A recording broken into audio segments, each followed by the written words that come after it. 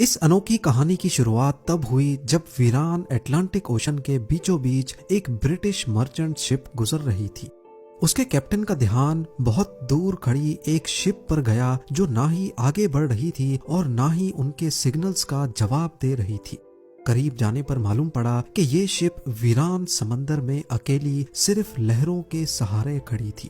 حیرت کی بات تو یہ تھی کہ شپ کے اندر کریو کا ساز و سامان، کھانا پینا اور سارا کارگو بالکل صحیح سلامت موجود تھا، لیکن اگر نہیں تھا تو کریو موجود نہیں تھا، جو بنا کسی نشانات کے یہاں سے غائب ہو چکا تھا۔ یہ ہے میری سیلیسٹ کی وہ داستان جس نے پچھلے 150 سالوں سے ہسٹورینز کو پریشان کر رکھا ہے، وہ راز جسے سمندر کے علاوہ کوئی نہیں جانتا۔ زیم ٹی وی کی ویڈیوز میں ایک بار پھر سے خوش آمدید۔ ناظرین، اس شپ کو 1861 میں کینیڈا میں تیار کیا گیا اور اس وقت اس کا نام ایمیزون رکھا گیا تھا۔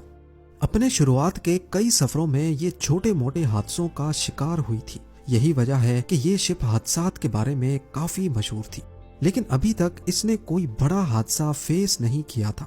اپنی اونرشپ بدلتے بدلتے جب یہ کیپٹن بینجامن برگس کے پاس آئی تب اس کا نام میری سیلیسٹ رکھا گیا تھا۔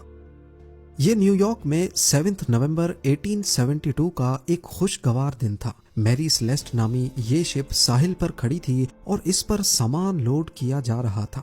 میری سیلیسٹ میں ایتھنول کے 1700 بیرلز لوڈ کیے گئے، جو کہ پینے والا نہیں بلکہ انڈسٹریل یوز کا الکوہل ہوتا ہے۔ اس کو یہ سارے بیرلز نیو یارک سے اٹلی کے شہر جنوا تک بذریعہ اٹلانٹک اوشن لے کے جانے تھے۔ اس شپ میں ٹوٹل 10 لوگ سوار تھے، جس میں شپ کے کیپٹن بینجامن اسپونر برگس، ان کی بیوی اور ان کی 2 سالہ بچی سمیت 7 کریو ممبرز بھی موجود تھے۔ سفر شروع کرنے سے پہلے شپ میں کسی قسم کا کوئی مسئلہ نہیں تھا اور وہ آسانی سے بنا کسی رکاوٹ کے سفر پر روانہ ہو گئی۔ یہ سفر قریب 7500 کلومیٹرز لمبا تھا اور نارملی اس دور میں اتنا بڑا سفر کرنے میں کئی دن نہیں بلکہ کئی ہفتے لگ جاتے تھے۔ یاد رہے کہ تب جی پی ایس یا ایڈوانسڈ کمیونیکیشن ڈیوائسز بھی نہیں ہوتی تھی جس سے کیپٹن کے ساتھ رابطہ بنایا جا سکے۔